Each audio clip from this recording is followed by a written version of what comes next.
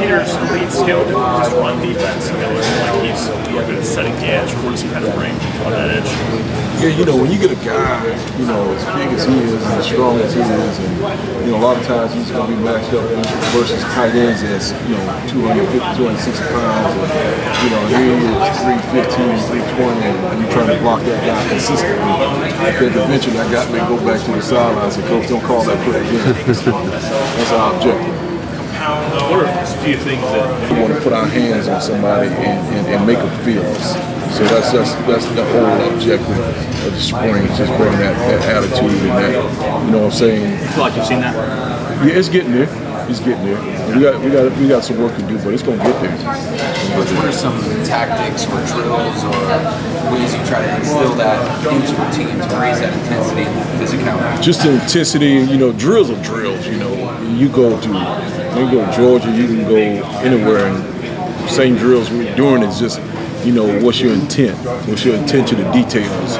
What are you trying to accomplish? Sometimes guys just do drills just to do drills, but we want to do drills that's meaningful. And then when we do it, we want to do it with an edge about us that we got a saying, when in doubt, choke a joke out. So that's what we're trying to do every play is choke a joke out. Chris, I think this is the first time Dabo tried to recruit you. Can you maybe go back and share some of the previous? It happened before, and it was really interesting. And I don't want to get into too much detail about it, but it was really, really interesting. And it wasn't the right time at that moment, but this was the right opportunity, the right moment in my career and where I was. It was just perfect this time around. Coach Lawson seems to have come a long way since he first set foot on campus. That interception he made in the spring game looked like a DB. How impressed were you with his athleticism and ball skills for a defensive end? I just pulled out one of my old tricks. Nah, I'm happy for that kid, man. He's a guy, he has a lot of energy, man. He wants to please coach, and, man, he worked hard. And just to see him make that play was really, it blessed me. I probably was more excited than he was about the play, and the sky's the limit for him, and I'm excited for where he is, where he's going. So it's going to be a really good ride with him. Coach, from a development standpoint, that you were able to see in the league, what do you feel like you're able to bring from there back to the college game now that you spent some time on the road to help those guys get things? I think sometimes, just the attention to details, just being on top of things, having an eye, what to look for, maybe, foot pointed this way, the hands this way, the eyes this way, just trying to really break it down and just, get those guys. And because, in the pros, you're dealing with the best of the best. And so you see how those guys work, and you listen to them, you collaborate with them, and just trying to bring some of that knowledge from, what I learned from some of the great guys that I coach and implemented here at Clemson with my guys. What's your assessment of Hoffler after the spring? How much did he progress, and what do you see sort of?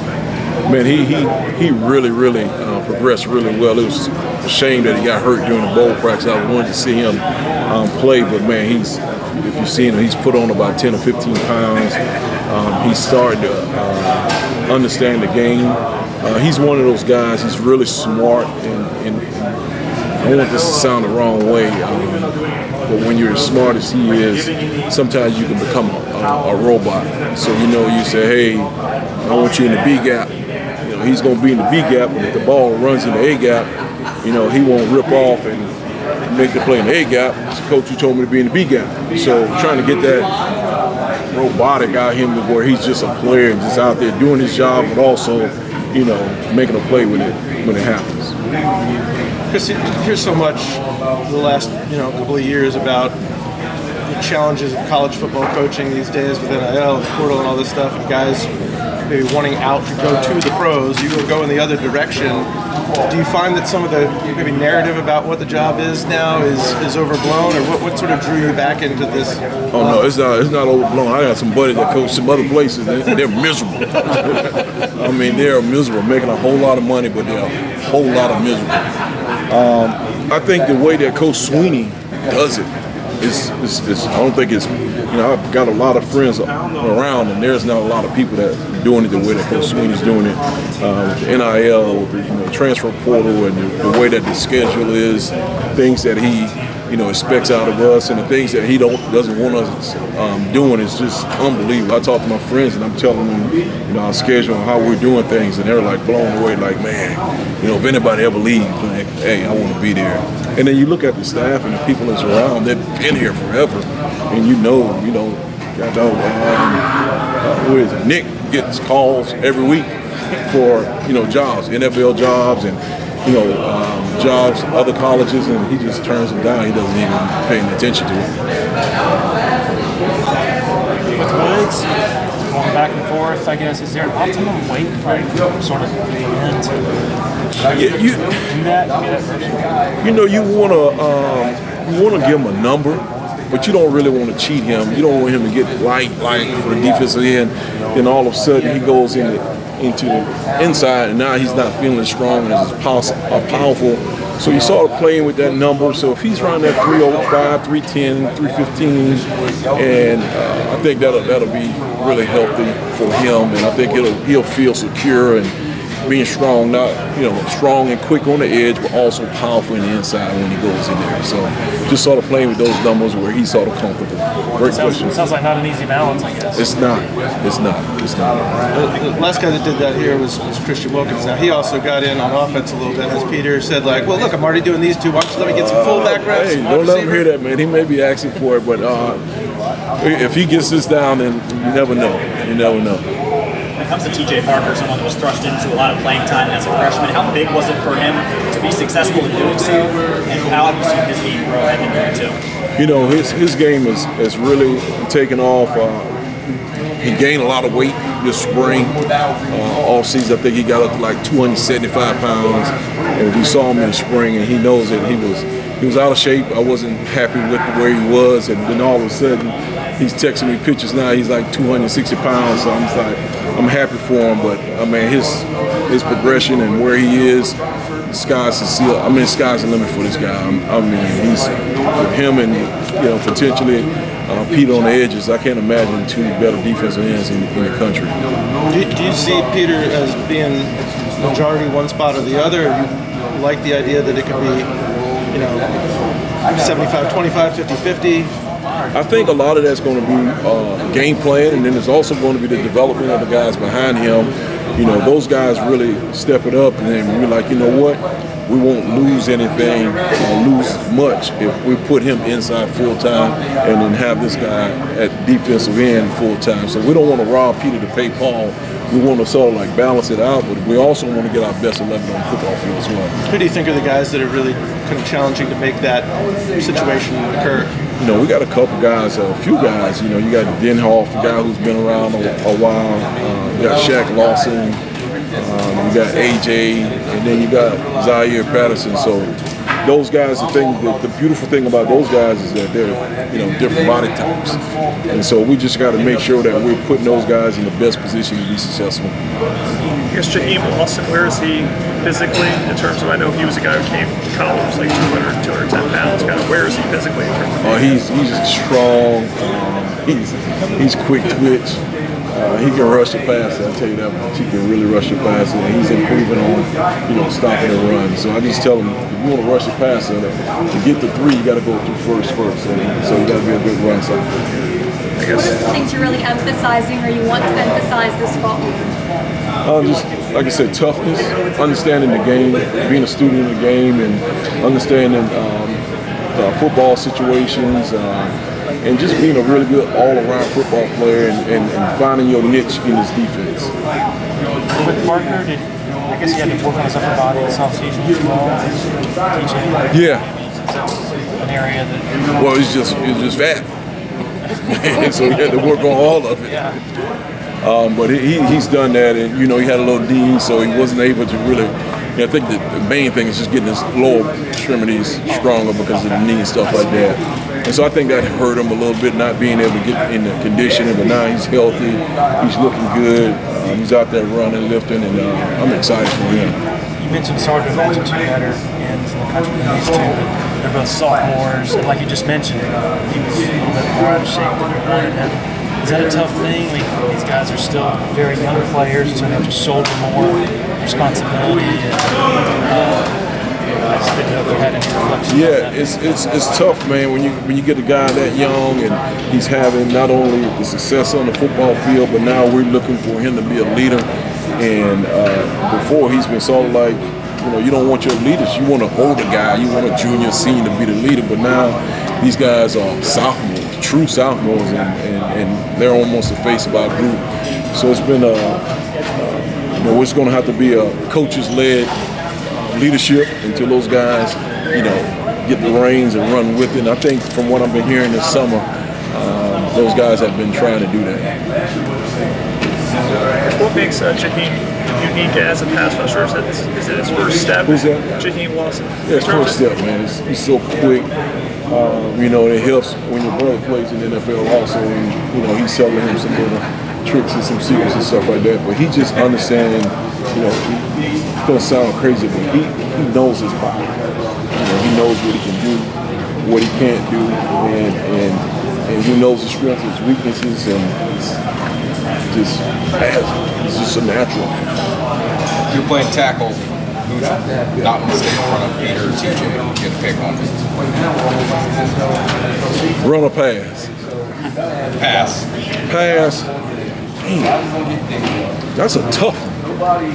Because, both of them, TJ is sneaky strong as well. I assume your answer for run, you'd rather go against TJ. Yeah, I'll take my chances versus 260 instead of 300 plus. So I'll go with TJ. Speaking of blocking, it goes back a ways, but I know you had some battles against Matt Luke in your SEC days way back when. What do you think of him as a coach, and what have you seen through spring about what that offensive line looks like? Man, I tell you what, we've had some really good battles, and not only, it's one thing to being a good coach, but when your players adapt your identity and they play with that toughness and that grit and that straining, and that's one of the things that has always impressed me about Matt, is that I thought his guys always played hard for him. And a lot of times you don't get that. Kids just go out there and they play, but I think with his group and who he is and what he does, his kids really, really play hard for him, and they want to see, my coach be successful. What's the biggest difference between playing in the NFL compared to college, just responsibility-wise, maybe the difficulty of learning? For as, when you say, you're talking about technique, you're talking about... Well, I guess what I'm maybe getting at is, maybe it's more horizontal stuff in college. Maybe not anymore. There's a lot of it in the NFL now. I think probably college, there's a lot of some unorthodox formations that you can get in college that you're not going to get in the pros. There's some run schemes that you're going to get in college that you definitely won't get in the pros. So I think the menu that a college guy has to go against for us offensively is probably more in college than it is in pro. But in the league, that guy you're born against is a werewolf. Every week is a werewolf. What are you seeing from Jaheim Lawson? It's in there somewhere. Are you starting to see a player come out that can be impactful on Saturdays? Yeah, we were just talking about Jaheim and how impressed we are with him, how pleased we are with him, especially with his pass rushing ability. And I think right now that's going to be his calling card until he becomes a guy that's dominant on first, second down. But I think his calling card right now is his pass rush, and he's doing a really good job. He's accepting his role as of now, and he's just getting better every day. I guess we're not in camp yet, but Darian Mayo just got here. What have you seen from him in terms of what he looks like physically, and do you have any kind of expectation level for? I just want him to come in, learn the defense, and I don't care what you do. Just do it full speed and do it with balance, and I'll coach up the rest of the season. I guess he's 6'7". He's a big boy. Yeah, how do you coach a defensive end that tall? Oh man, hey, you coach him just like you coach the rest of them. Coach. And there's some things that he's not going to be able to do. You know, he won't be able to bend, and he won't have the first step quickness as Jaheim, but Jaheim won't have the length that he has as well. So you sort of cater around what he can do, what he can't do. You coach him up on the things that he can't do, and you just polish up the things that he can do. How much do you think you benefit coaching alongside Coach Eason? How much for who? How much do you think you benefit from coaching alongside? Oh man, just his experience as a player in the NFL. He's a coach in the NFL. He and I had a relationship prior to me coming here, so it's going to be really exciting. He's challenging me, I'm challenging him. We're getting in the meeting rooms trying to come up with ideas of, how can we take these guys to the next level. Me learning from him, he's learning from me, and learning from the players. So it's really exciting. It's really exciting to have a guy with that kind of knowledge and, his background to be able to just, sit in the room and just chop it up with. Also hasn't gotten a lot of preseason. He hasn't played a lot. What are his assets right now where you kind of see him take the next step? I think he's becoming an all-around football player. I think, I'm not sure, but I think when he first got here, I think he just tried to focus on rushing and passing. But now he's really taking a liking into, playing with some toughness, playing with an edge, and he's becoming a total player. And so I'm looking for him to take another step this spring, this summer right here in camp. I think defense has changed or evolved since your first stint here. Is it very similar? It's probably more aggressive. It's more aggressive, and it's more probably more player friendly. For instance, a guy like Jaheim probably wouldn't get an opportunity to play as much because he didn't fit the mold before. But now with the defense, with the flexibility, okay, what can he do? What can this guy do? Okay, let's put him in this situation. Let's create this package where we can maximize his ability.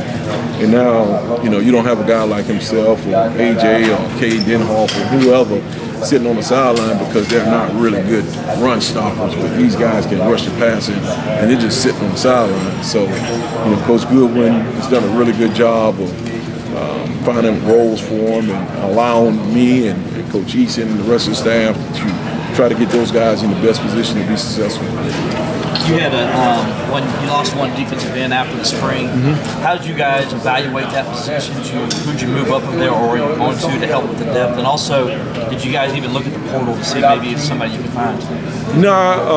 Coach Sweeney asked, did I want to go in the portal and get anybody? And I was like, I was happy with the depth and the people that we have on the team right now. So when he decided to leave, hey, for whatever reason, wish him much success, but we got to keep moving.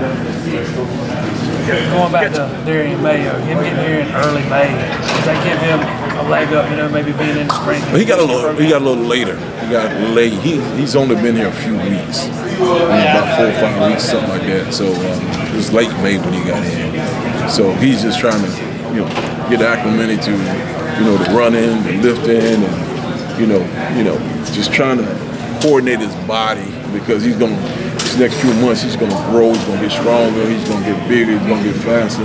So just trying to coordinate all that together and now mold it into a football player. So it'll be an interesting camp for him. I wish he couldn't have gotten here early, but he's here now, so we're happy and we're going to continue to develop him. Talk about guys having different roles. What kind of role could Cade Denhoff have? And what sets him apart in terms of his skill set? I think Cade Denhoff I think his ability to play along the entire defensive line, not all ability, but just the knowledge of the game. So you feel good when you have him in. You can put him in any situation. He's going to be able to adapt to it, where some guys is just this position and that position. Where Denhoff, he can go here, he can go there, he can do a lot of different things. So when you put him in, you're not even worried about falling off or him making mistakes and stuff like that. He's going to do his job. Is the story going to still be an end for this? Is Cade still going to work at end? Yes. You mentioned some of the stuff that you aren't asked to do or asked not to do that some other coaches have to do. Am I sharing some specifics on or is there an example of something that just Dabo does differently that other coaches would love to be in that scenario? Yeah, it's a lot of them. Just the recruiting process. You know, we pride ourselves in who we offer. You go and look at some of these other schools; they got 400 commits out, not commits, offers out there. How can you recruit 400 kids? How can you recruit 200 kids? So a lot of those guys, they're doing things. They're just going out there just, oh, this school offer. Oh, you got an offer. They're running over here. They're running over there, and there's no substance in it. So they're going all over the country trying to recruit. Where we just, you know, we're like a sniper. They shoot a shot. You know, I feel like there is some external criticism of Dabo for not like using the portal, for example, more. But there's, I assume you see this as an asset in being very sure of who you are and what you're doing as a culture and as a program, that you can be targeted, as opposed to saying, let's cast the widest freaking net possible and hope we pull something in. Yeah, we're intentional about who we bring in here. And you know, our guys, they don't leave. You know, now, can't prove it, but I'm pretty sure that our guys will get tampered with, and guys are offering them money. We'll be fools if we think that they're not. But our guys are staying there happy, and so we don't really have to go in the portal. You know, we got a guy leaves here, guy leaves here, but our depth and how we recruit it and how we develop our guys, we feel strong about it. And we have, if there's a need, all of a sudden you got 4 or 5 defensive ends leave, and we need to go in the portal, then we'll go in the portal for that. But right now, our retention rate is high, and so we're happy. I'm happy. I guess it's this program's approach to NIL in terms of we're not getting into bidding wars and things like that. Does that simplify things as well in terms of you're putting other things over first? Yeah, when you know, when that happens, it identifies who the kid we're dealing with. You know, that kid wants to, you know, he's going to school to get paid, or he's going to get an education, become a better young man, better football player, and set himself up for life. And in the meantime, you know, get some NIL. And those are kids that we want. But if you come for money, you'll leave for money. I guess Coach Easton's talking about being in the NFL. Obviously, has that experience in terms of talking to the players about financial literacy and that being really important. How much do you talk to them about all the time.